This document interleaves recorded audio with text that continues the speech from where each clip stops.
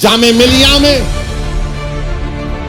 30 जनवरी को जामे मिलिया के बच्चे जुलूस निकाल रहे हैं, सत्याग्रह कर रहे हैं। एक राम भक्त चला गया, गोली मारता है और फौरन मीडिया में आ जाता है, नहीं वो तो बच्चा है, जुवेनाइल है। तो फिर बिदर के जो बच्चों ने कहा था कहां गई तुम्हारी मोहब्बत? वो हिंदू था तो उससे मोहब्बत, और वो बिदर के बच्चे मुसलमान की औलाद थे तो उनसे मोहब्बत नहीं। मेरा जुर्म यही है कि मैं मुसलमान हूं, यही मेरा जुर्म है। अब खुलकर बोला जाएगा, अल्फाज को चाप कर नहीं कहा जाएगा। और सुन लो कांग्रेस पार्टी, अगर तुम ये समझते हो कि असदुद्दीन ओवैसी के आने से फिरका परस्ती बढ़ती है तो बाहर में जाए तुम्हारी फिरका परस्ती। मैं अपनी जूती पे रखता हूं तुम्हारी बातों को। बहुत हो गया, तुम्हारी जरूरत नहीं है हमको। हमारी बर्बादी के राज, तुम्हारी दास्तानें तुम्हारे घर से शुरू होती है। और मैं गुलबर्गे की आवाम से कह रहा हूं, खुदा की कसम है तुमको, किसी से डरने की जरूरत नहीं है तुमको। अब किसी से डरने की जरूरत नहीं है आपको। कब तक डरोगे? क्या किया कांग्रेस ने कि नहीं ओवैसी आएगा, रे आएगा ओवैसी। जब तक जिंदा रहे इन तमाम को ओवैसी बनाकर मरेगा इंशाअल्लाह ताला। ये नहीं बोलना, वो नहीं बोलना, तुम्हारे आने से आरएसएस को फायदा होता तो फिर मोदी कैसे जीता 300 सीट? मेरी वजह से। पूछो, आप अपने आप से जवाब दो।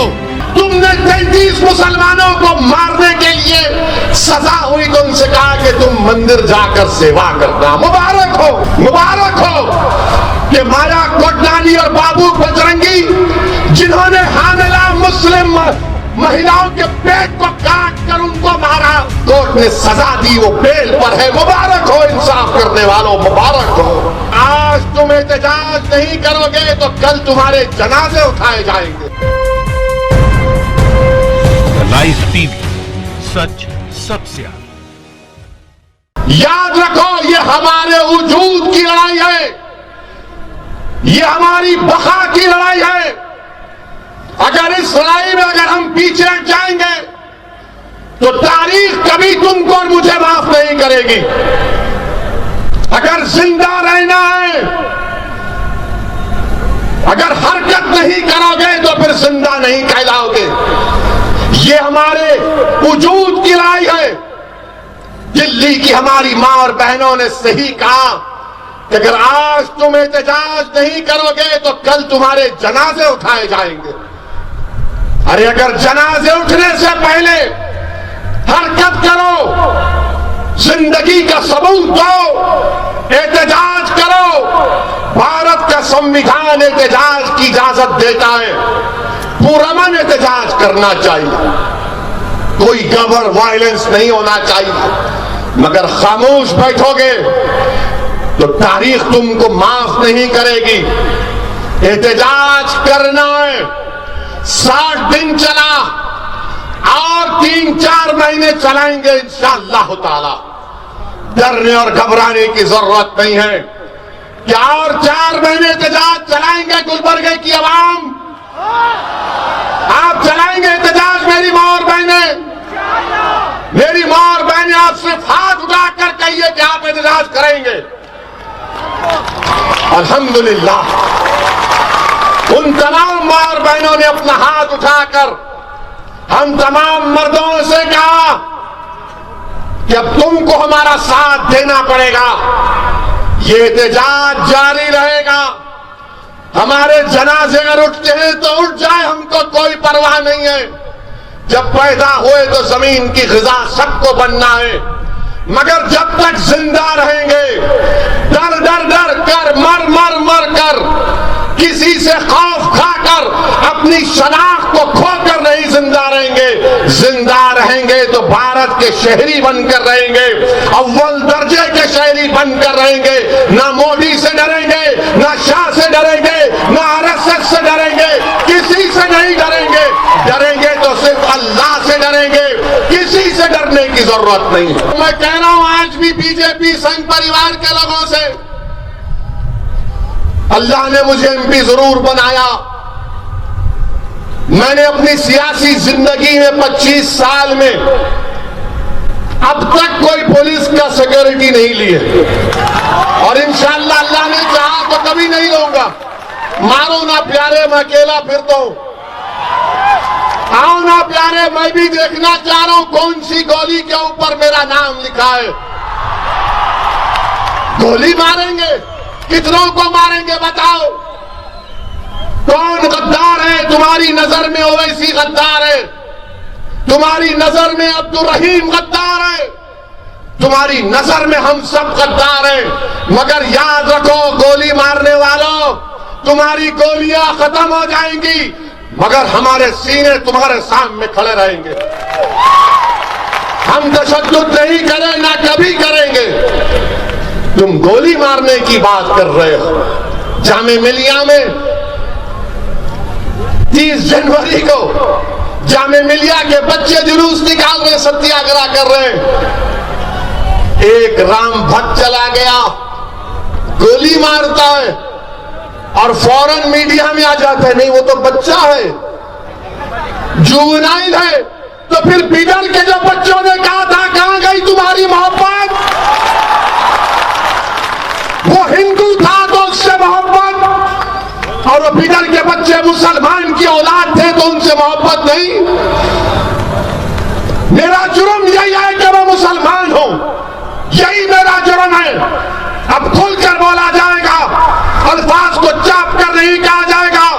और सुन लो कांग्रेस पार्टी, अगर तुम ये समझते हो कि असदुद्दीन ओवैसी की आने से फिरका परस्ती बढ़ती है तो बाहर में जाए तुम्हारी फिरका परस्ती। मैं अपनी जूती पे रखता हूं तुम्हारी बातों को। बहुत हो गया, तुम्हारी जरूरत नहीं हमको। हमारी बर्बादी के राज, तुम्हारी दास्तानें तुम्हारे घर से शुरू होती हैं। और मैं गुलबर्गे की आवाम से कह रहा हूं, खुदा की कसम है तुमको, किसी से डरने की जरूरत नहीं है तुमको। अब किसी से डरने की जरूरत नहीं है आपको। कब तक डरोगे? क्या किया कांग्रेस ने कि नहीं नहीं ओवैसी आएगा, रे आएगा ओवैसी। जब तक जिंदा रहे इन तमाम को ओवैसी बनाकर मरेगा इंशाअल्लाह ताला। ये नहीं बोलना, वो नहीं बोलना तुम्हारे आने से आरएसएस को फायदा होता। तो फिर मोदी कैसे जीता 300 सीट? मेरी वजह से। पूछो, आप अपने आप से जवाब दो कि क्या गुलबर्गे की पार्लियामेंट की सीट पर आपने खड़गे साहब को वोट नहीं दिया? आपने बीजेपी को वोट दिया? यहां से बोलो, डरो मत। क्या तुमने बीजेपी को वोट दिया, खड़गे साहब को वोट दिया? तो फिर कैसा जीती बीजेपी? यहां से कैसा जीती? अरे कांग्रेसियों, तुम्हारे गिरेबान में गंदगी भरी हुई है। महासेवा करो, गर्दन जो मोटी हो गई कम करो, झुक के देखो, नजरें नीची करो। अब तुम्हारे पास इख्तियार नहीं है, ना कभी आएगा इंशाअल्लाह ताला। और गुलबर्गे में इंशाअल्लाह ताला एक नई तारीख हम रकम करके रहेंगे।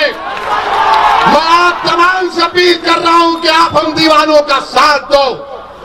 आपने बरसों अक्लमंदों का साथ दिया। याद रखो गुलबर्गे की आवाम, मेरी सरदार माँ और बहनें, मुझे माफ करना अगर मेरे अल्फाज आपको गलत में पैगाम दे रही है। बताने का मकसद यही है कि मंजिल अक्लमंद को नहीं मिलती, मंजिल अक्लमंद को नहीं मिलती, क्योंकि दिमाग बोलता मोदी से लड़ेगा, दिमाग बोलेगा शाह से लड़ेगा, दिमाग बोलेगा मर जाएगा, दिमाग बोलेगा जेल को जाएगा, दिमाग बोलेगा अरे कितनों से मुकाबला करेगा, दिल बोलेगा अरे हट बाजू, अब मौत के लिए मैं तैयार हूं, मैं जिंदा रहना चाहता हूं, मैं घुट घुट कर जिंदगी नहीं गुजार सकता। मैं बार बार पलट पलट कर पीछे मुड़कर नहीं देख सकता, अरे कौन आ रहा कौन आ रहा। अब कोई कुछ आने वाला नहीं है, ना आसमान से फरिश्ते आएंगे, न जमीन से कोई निकल कर आएगा। इस मुल्क में हमको अपने फैसले, अपने कुव्वत हाथ के ऊपर, संविधान पर भरोसा करके एक सियासी कुव्वत बनाना पड़ेगा। बिदर में ड्रामा होता है, ड्रामे में एक मासूम 5वीं क्लास की बच्ची, एक बेवा की बेटी,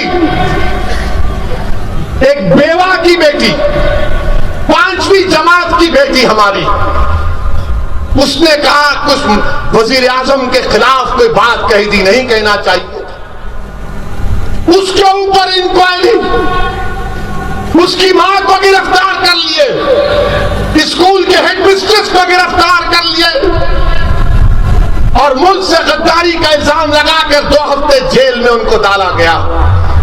क्या सिर्फ ड्रामा किया गया था बच्चों ने? बच्चे अपने मां की बाप की बात नहीं सुनते, शरीर होते बच्चे।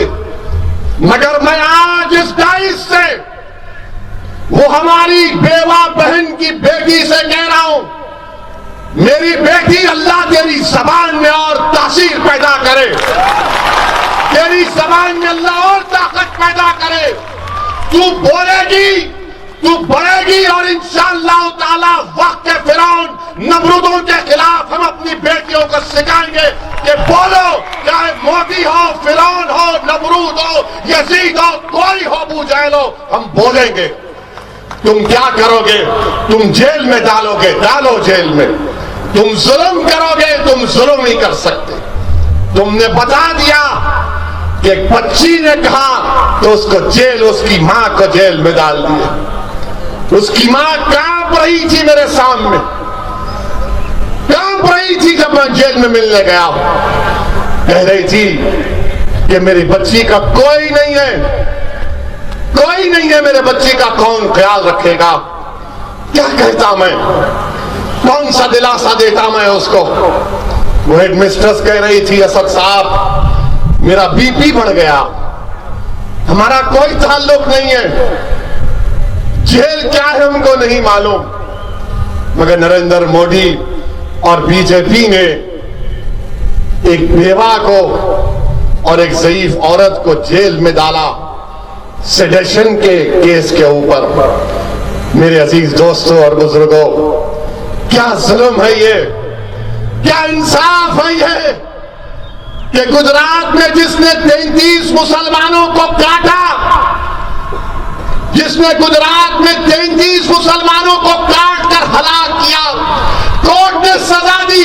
मुबारक हो, मुबारक हो इंसाफ करने वालों, तुमने 33 मुसलमानों को मारने के लिए सजा हुई तो उनसे कहा कि तुम मंदिर जाकर सेवा करना। मुबारक हो, मुबारक हो कि माया कोटलानी और बाबू बजरंगी, जिन्होंने हामिला मुस्लिम महिलाओं के पेट को काट कर उनको मारा, कोर्ट ने सजा दी, वो बेल पर है। मुबारक हो इंसाफ करने वालों, मुबारक हो। और हमारे मुकद्दर में हमारी बहनों को सेडेशन का चार्ज एनएसए लगता है, वो डॉक्टर कफील के ऊपर, डॉक्टर है और एनएसए लग जाता है। मुबारक हो, मुबारक हो, तुम इंसाफ कर रहे हो, तुम इंसाफ कर रहे हो, हम देख रहे हैं, मगर खुदा की कसम हम नहीं भूलेंगे इसको। तुम्हारा इंसाफ, तुम्हारा जुल्म हम नहीं भूलेंगे, हम इसको याद रखेंगे। एक डॉक्टर है तो उसके ऊपर एनएसए, और एक उत्तर प्रदेश का चीफ मिनिस्टर है जो कहता है गोली मारो, बिरयानी मत दो, और एक मिनिस्टर है मोदी की कैबिनेट का जिसका नाम अनुराग ठाकुर है, वो कहता है कि देश के गद्दारों को गोली मारो। उनके ऊपर कुछ नहीं, कोई केस नहीं, कोई केस नहीं, और हमारी मासूम बच्चियों के ऊपर उनको पूछताछ की जाती। 4th क्लास की बच्चियां, 5th क्लास की बच्चियां, पुलिस जाकर उस स्कूल में क्वेश्चनिंग करती है 3-3 घंटे बच्चों से। अपने दिलों पर हाथ रखकर सोचो कि तुम्हारी अगर बेटी और बेटे से कोई पुलिस वाला आकर तुम्हारी गैर मौजूदगी में तुम्हारी बेटी से तुम्हारे बेटे से सवालात करेगा, तुम्हारे दिल पर क्या गुजरती होगी। मैं जब वो देखा वीडियो, मेरे आंख से आंसू निकल गए। मैंने कहा अल्लाह, अब ये दिन भी हमको देखना पड़ रहा है कि हमारे मासूम बच्चों को पुलिस क्वेश्चनिंग करेगी। बताइए आप, 2-2 घंटे 3-3 घंटे पुलिस स्कूल को जाकर पूछती, किसने कहा तुमसे बोलने के लिए, किसने कहा तुमसे ये कहने के लिए। अरे जालिमो, ये सीआरपीसी के खिलाफ है, ये सीआरपीसी का 160 के खिलाफ है कि एक 15 साल का उम्र का बच्चा उसके माँ बाप की गैर मौजूदगी में पुलिस सवालात नहीं कर सकती। मगर कोई फिक्र नहीं, एक बार नहीं 3-3 बार जुवेनाइल जस्टिस एक्ट रूल्स 2016, कोई फिक्र नहीं। क्यों वजीर आजम के खिलाफ कैसा बोले, क्यों बोले मोदी के खिलाफ। अब सुनो, तुम में हिम्मत है तो मेरे खिलाफ केस बुक करो। मैं तो बोलते आ रहा हूं ना मोदी के खिलाफ, पार्लियामेंट में बोला मैंने, और तुम्हारा मिनिस्टर बोलता गोली मारो देश के गद्दारों को, तो कोई आईपीसी नहीं, कोई सीआरपीसी का सेक्शन नहीं लगता, और वजीर आजम खामोश बैठे हैं, होम मिनिस्टर खामोश बैठे हैं। अरे ये क्या खामोशी है आपकी वजीर आजम, आपका मिनिस्टर कह रहा है गोली मारो। इसीलिए मैंने पार्लियामेंट में कहा कि मारो गोली, मैं सामने तुम्हारे खड़ा हूं, मार के दिखाओ गोली। और लाइव टीवी, सच सबसे आगे।